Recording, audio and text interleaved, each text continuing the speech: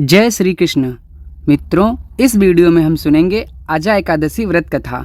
अगर आप लोगों को अजा एकादशी कब है, पूजा मुहूर्त, शुभ मुहूर्त, व्रत का महत्व इत्यादि के बारे में जानना है तो उस वीडियो का लिंक हमारे आई बटन और डिस्क्रिप्शन में है, आप वहां से देख सकते हैं। तो चलिए सुनते हैं अजा एकादशी व्रत कथा। युधिष्ठिर ने पूछा, जनार्दन, अब मैं यह सुनना चाहता हूँ कि भाद्रपद मास के कृष्ण पक्ष में कौन सी एकादशी होती है, कृपया बताइए। भगवान श्री कृष्ण बोले, राजन, एकचित होकर सुनो। भाद्रपद मास के कृष्ण पक्ष की एकादशी का नाम अजा है।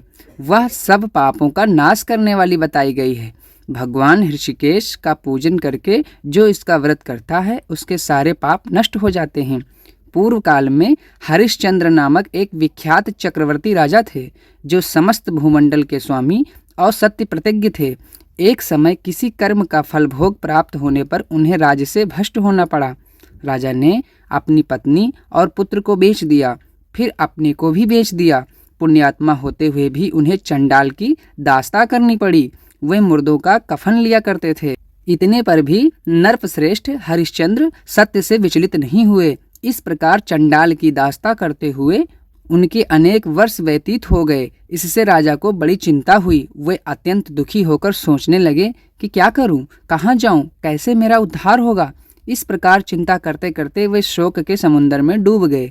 राजा को शोकातुर जानकर महर्षि गौतम उनके पास आए। श्रेष्ठ ब्राह्मण को अपने पास आया हुआ देखकर नरपश्रेष्ठ ने उनके चरणों में प्रणाम किया और दोनों हाथ जोड़कर गौतम के सामने खड़े होकर अपना सारा दुखमय समाचार कह सुनाया।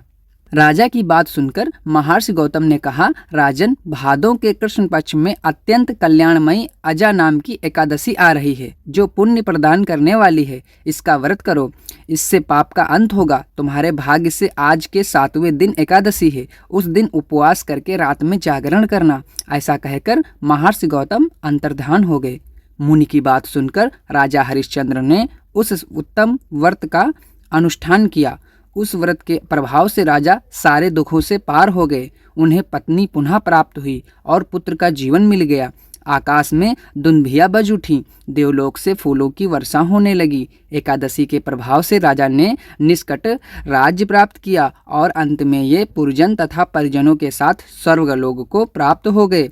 राजा युधिष्ठिर ने कहा, जो मनुष्य ऐसा व्रत करते हैं वे सब पापों से मुक्त होकर स्वर्गलोक को जाते हैं। इसको पढ़ने और सुनने से अश्वमेध यज्ञ का फल मिलता है।